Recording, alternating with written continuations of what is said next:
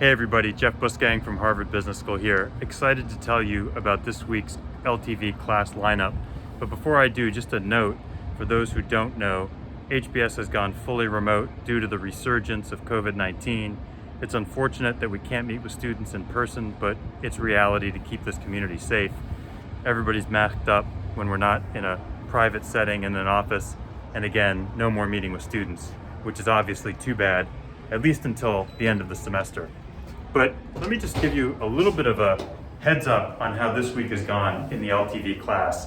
We've had two fascinating cases that we've had the opportunity to discuss.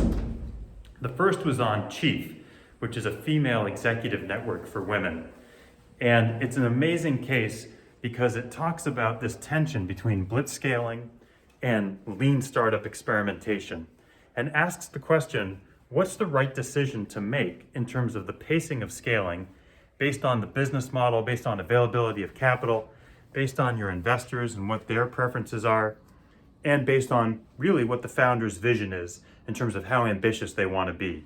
In the case of Chief, the answer is very ambitious. Our second case this week is an acquihire case, and this is part of our fourth module on financing, exits, and ethics. And you can see here the four modules, and we're now in our fourth module. And the case on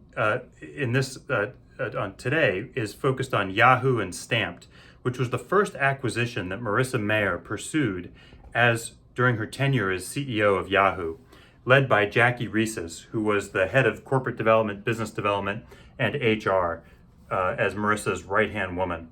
And so it's a really interesting case because it takes both perspectives. If you're a larger company, why would you acquihire a startup?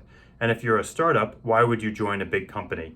And we noticed that there's a misalignment between the corporate entity, the startup, and the investors as we explore the incentives across all parties. So a really fascinating case that many startups face if they don't absolutely crush product market fit out of the gate and need to pursue exits and other opportunities.